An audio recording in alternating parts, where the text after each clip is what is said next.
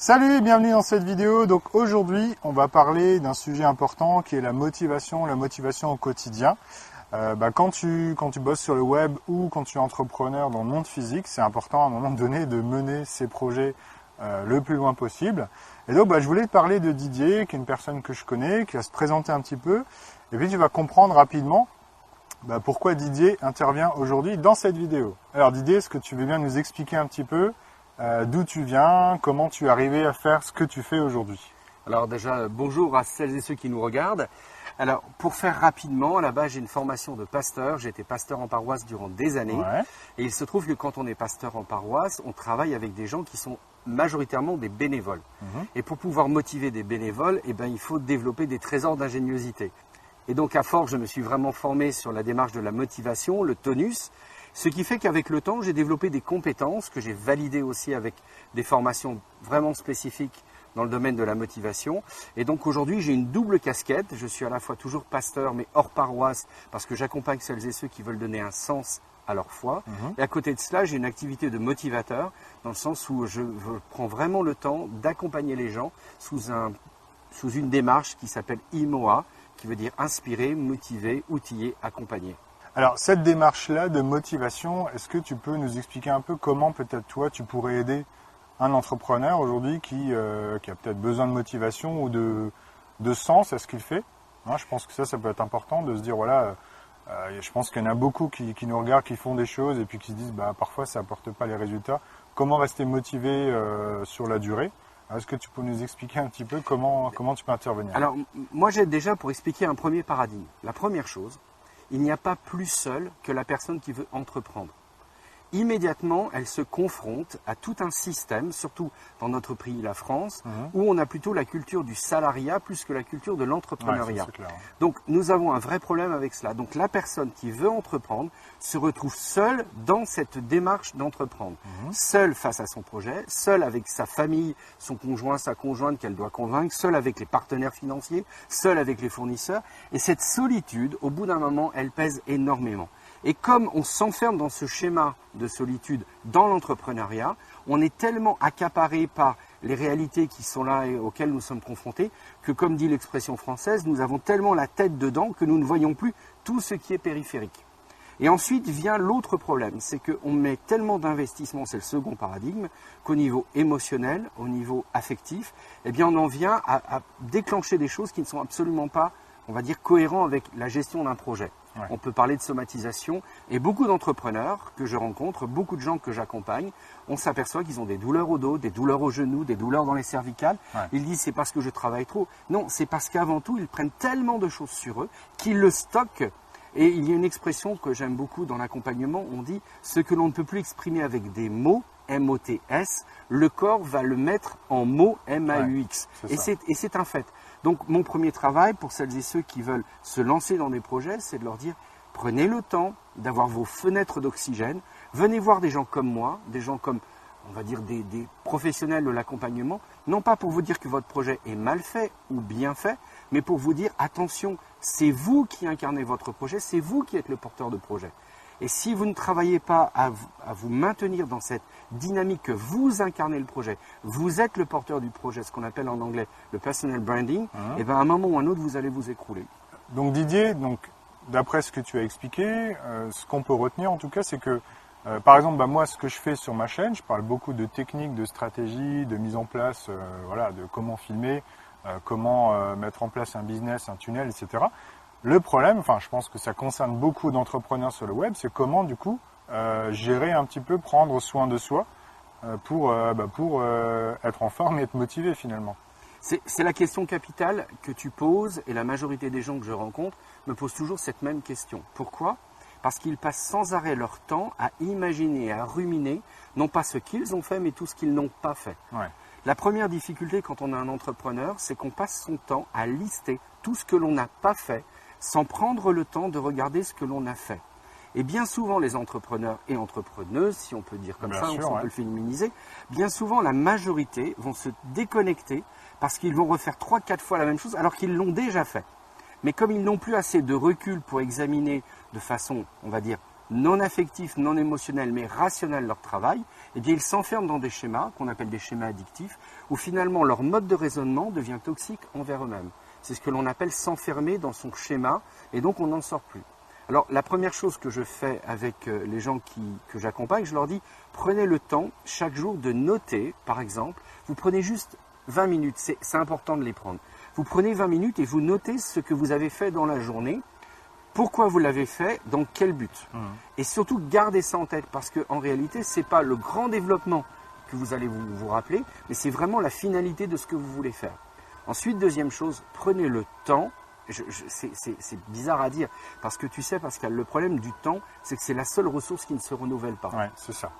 Le clair. temps, une fois qu'il est perdu, il est perdu. La ressource humaine, la ressource financière, la ressource informative, mais le temps, une fois qu'il est perdu, on ne peut pas le retrouver.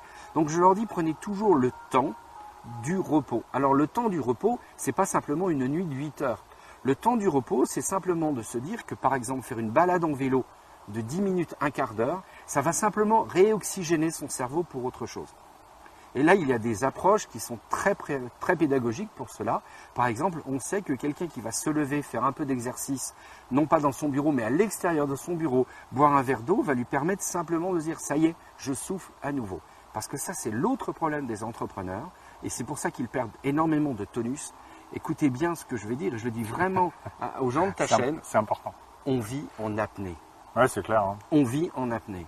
Donc, au bout d'un moment, les gens, vous ne savez pas pourquoi, ils deviennent irritables. Ils vont imaginer le pire. Et une fois qu'on est en apnée, je te le donne en 1000, et je vous le donne en 1000 à ceux qui écoutaient, on commence à scénariser sa vie, son activité en mode catastrophe. Et on ne voit plus que ça. Donc, pour moi, ça pose une vraie difficulté. Bon, c'est vrai que faire des breaks, c'est important. D'ailleurs, j'ai mon petit bracelet qui me fait un petit rappel. Oui, je sais, ça peut être pratique, je crois que j'en ai déjà parlé. Mais par exemple, comment tu peux imaginer les gens qui se disent voilà, j'ai trop de boulot. Alors, je sais que j'en ai déjà parlé, c'est un phénomène régulier. C'est souvent, quand on est entrepreneur, on est plus exigeant avec soi-même qu'avec le pire des salariés. C'est qu'il y a des gens, souvent ils quittent le salariat en se disant ouais, je veux devenir entrepreneur pour mieux gérer mon temps. Pour être plus libre, finalement, on a encore plus de boulot que quand on était salarié. Et du coup, comment une personne qui se dit, voilà, j'ai pas le temps, comment on peut s'autoriser gérer ses breaks, par exemple? Comment on peut faire? Alors là, tu touches à un autre problème, ce qu'on appelle le problème de la sanction-récompense. Dans la démarche cognitive, c'est extrêmement précieux. La majorité d'entre nous pense, quand on est entrepreneur, que si on fait une pause, ça veut dire qu'on n'est pas efficace et qu'on n'est pas rentable. Ouais. Et on a fait cette erreur de dire que plus on va passer du temps, plus c'est une preuve d'efficacité et de rentabilité. Ce qui n'est pas vrai. On est d'accord. Bon, mais ça on le sait quand on n'est pas dedans. Donc la base de tout ça, c'est de se dire que qu'est-ce que je recherche précisément dans mon action, dans ce que je vais entreprendre. Et si je suis très au clair sur ce que je veux faire, dans ces cas-là, je vais maximaliser mon temps pour que mon temps soit le plus efficace possible afin qu'il devienne rentable. Parce que tu sais, c'est le problème des entrepreneurs, ils savent être efficaces, pas forcément rentables. C'est clair. Et le problème, c'est qu'il faut être rentablement efficace. C'est ça le problème. Et ça, c'est toute la notion de mindset, où il va falloir changer son état d'esprit. Mais il faut sortir de ce paradigme faux, de ce prisme, on appelle ça précisément, qui dit que si je ne passe pas assez de temps sur le travail, eh ben, ça va être la preuve qu'il va y avoir ce qu'on appelle un biais cognitif faussé. C'est-à-dire c'est la preuve que si ça ne fonctionne pas, c'est que j'ai pas encore assez donné. C'est faux. Si ça ne fonctionne pas, c'est que j'ai pas eu les bons arguments, la bonne stratégie au moment T. Il vaut mieux prendre une pause et se repositionner. Et c'est dans ce sens-là où il faut se déculpabiliser. Et c'est peut-être le plus dur avec les entrepreneurs. Je te vois sourire. Hein. C'est clair. Et je pense que là, ils vont se mettre. C'est les déculpabiliser. Voilà, c'est ça la chose. Il faut les déculpabiliser. Ils ont le droit de dire « je suis fatigué ouais. ». Ils ont le droit de dire « mon temps n'a pas été efficace, mon temps n'a pas été rentable ». Mais il est vrai aussi que quand on doit gérer le marketing, la comptabilité, la gestion, les clients, la force de vente, qu'on a toutes les casquettes, au bout d'un moment, on ne sait plus où aller. C'est peut-être là. Tu vois, moi je te rejoins et c'est pour ça qu'on se connaît. Je pense qu'avoir des rendez-vous entre entrepreneurs pour réfléchir à haute voix sur cela, moi du côté de Montpellier, j'assiste à à des séminaires, à des conférences pour ça où j'interviens, où là vraiment on dit aux entrepreneurs, prenez le temps ensemble de partager peut-être vos idées ou des choses comme ça, parce que vous allez peut-être gagner 10 minutes ici, 3 minutes là, parce que tiens, tel logiciel, vous n'y aviez pas pensé, Ouais, etc. Et en faisant cela, au bout de la journée, on s'aperçoit qu'on a pu économiser 45 minutes, et ces 45 minutes, je les prends pour m'oxygéner à nouveau la tête et faire différemment les choses. Donc, tu as raison, c'est à la fois un point de vue technique qu'il faut gérer, mais soyons honnêtes, il faut être un peu stratégique envers soi-même. Sinon, au lieu d'être son meilleur ami, on devient son pire ennemi. Et ce qui n'est quand même pas le but de l'être humain. Bah, je pense effectivement, il y a beaucoup d'entrepreneurs, enfin je le vois régulièrement, hein, ils se surchargent de travail et comme on en a plein le dos, bah, on a mal au dos après. C'est vraiment la somatisation dont tu parlais avant, hein, c'est classique. Et ce que je voulais dire, c'est aussi, bah, je pense qu'un des problèmes, c'est aussi la gestion des priorités. Si tu concentres ton temps sur les choses vraiment efficaces, peut-être que refaire son site web, changer la couleur, ça n'a pas beaucoup d'importance. Alors que faire un petit break, bah, ça peut redonner des idées, ça peut débloquer certains sujets, quoi. Tu touches encore un autre prisme qui pose une difficulté pour les entrepreneurs, et je l'entends bien régulièrement.